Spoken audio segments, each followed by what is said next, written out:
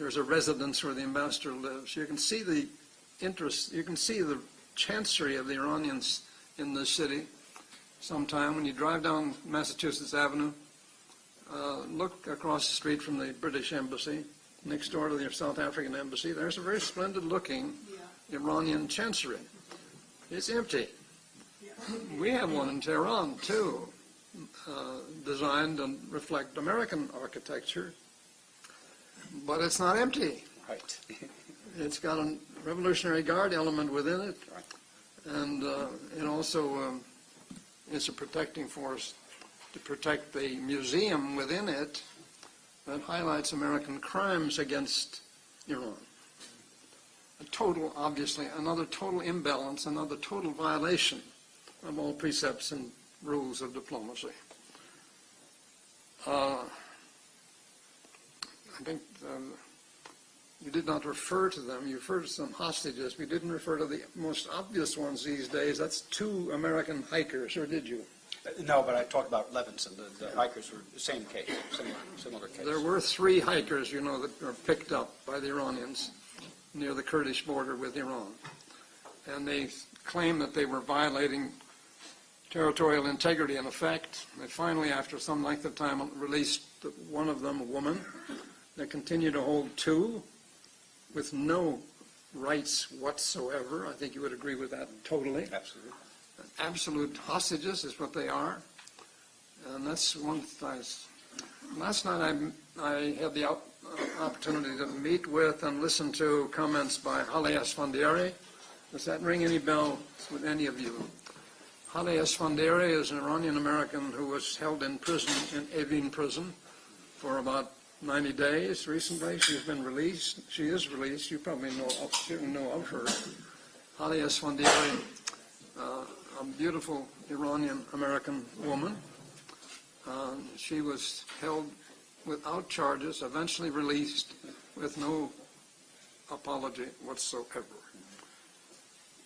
I couldn't agree more with you, Ken, that Baradei, the Secretary General at that time, was he the Secretary General or Executive Director? What do we call him?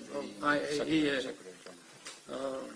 His constant criticism, his frequent criticism at that time when he was in office, he is out now, there's a successor, made the point that one of the problems that he confronted as the director of IAEA, International Atomic Energy Agency, was there was no clarity, reduce it to that, not the necessary clarity in the Iranian response to normal questions that they would ask about what are Iran's intentions in the field of atomic weapons capability. I think I wanted to react that it's not a normal country, that Iran is not a normal country. I think those are the terms you used, Ken. It is highly normal in reality in terms of real estate. They've got it. It's highly normal in terms of its population, 70 million plus. It is highly normal in terms of the potential of that country. I don't think you would disagree more. I think you and I agree that we all look forward to the day when the Iranian people and the American people can be friends. You'd agree with that, wholeheartedly. Bruce, I think the Iranian people and the American people are friends today. That's a good response. Or we are friends. That's not the problem. The problem is the regime. I agree with that. Okay. You take what you got. You got a regime there that is what's my word I'm trying to think of here as what's the term for a regime that controls your thought and well-being totally?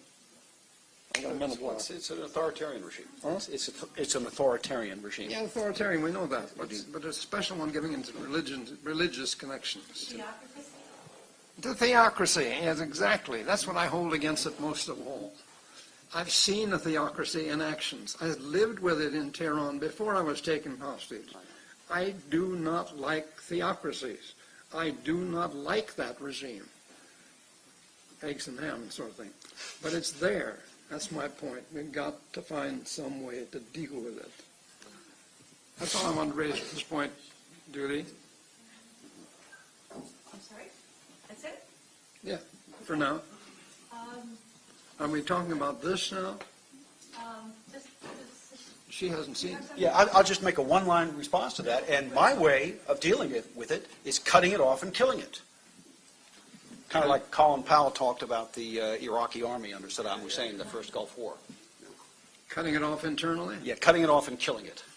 First you cut it off, then you kill it. Well, that's one way to look at it.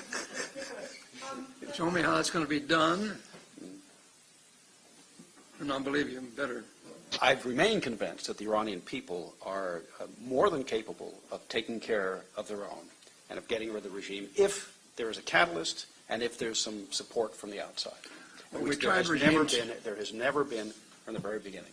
As you know, we tried regime change once, in the era of the Mossadegh regime, which we displaced. I was there at that time. I wasn't responsible. I didn't do it. You actually are seeing the I was a young officer pulling the strings. just arrived there. But did I mention that? Since we're on that subject, let me just add a footnote to the Mossadegh period. As you know, he was a prime minister at a time in 1953 and preceding years that gave us and the Brits a great deal of trouble, and we eventually had him acted to displace him, we and the Brits, and I would agree with the help of a lot of Iranians at the time. And the memory of our action then, perceived action on the part of the Iranian public and political leadership, remains very fresh in the minds of many of those Iranians. I do not forget the day when I was in solitary confinement. I was held in solitary confinement only for 30 days. The rest of the time I was held in the foreign ministry by the current regime's armed force, military officers. But when I was in solitary confinement one day in my cell,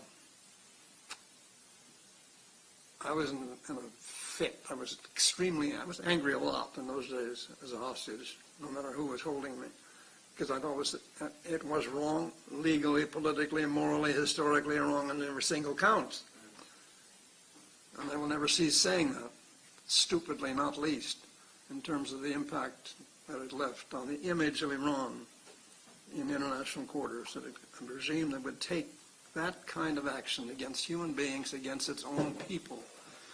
But he said this leading hostage taker, we were about to be released, and he came in to see me in my cell one day, and I railed against him and abused him of all kinds of abuse of Iran's own traditions and doing what they were doing to me and my colleagues.